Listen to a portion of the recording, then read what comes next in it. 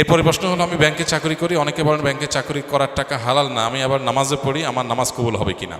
আপনি যদি কোনো সুদী ব্যাংকে চাকরি করেন, সুদের সাথে সংশ্লিষ্ট হন, তাহলে আপনার উপার্জন হালাল হবে না। আর উপার্জন যদি হালাল না হয়, তাহলে সেক্ষেত্রে আপনার অন্য নফল আমল বা অন্য আমল এটা আপনার জান্নাতে যাওয়ার জন্য যথেষ্ট হবে না। জান্নাতে যেতে হলে আপনাকে অবশ্যই উপার্জন হালাল করতে হবে। লা ইয়াদখুলুল জান্নাতা জাসাদুন গুযিয়া বিল হারাম, এই রেওয়ায়েতটাই বিভিন্ন ভাষায় বিভিন্ন হাদিসে এসেছে।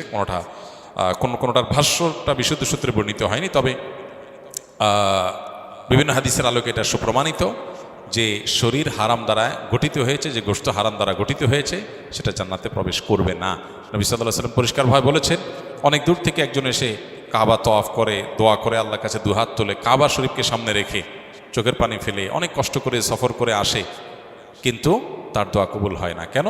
কারণ তার শরীর, তার কাপড় চোপড়, সম্পদ সহায় এগুলো হারাম দ্বারা গঠিত হয়েছে। এই জন্য ব্যাংকে, যদি ব্যাংকে আপনি চাকরি করছেন, সুদের কারবারের সাথে জড়িত আছেন, নবী সাল্লাল্লাহু আলাইহি ওয়াসাল্লাম বলেছেন, লাআনাল্লাহু আকালার রিবা ওয়া মাকিলাহু ওয়া শাহিদাহু ওয়া কাতিবাহু ওয়া শাহিদাইহি।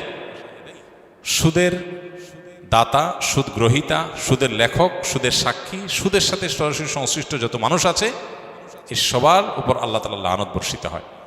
সেজন্য আপনার হারাম উপার্জন ছেড়ে হালাল উপার্জনের দিকে আপনাকে আসার চেষ্টা করতে হবে।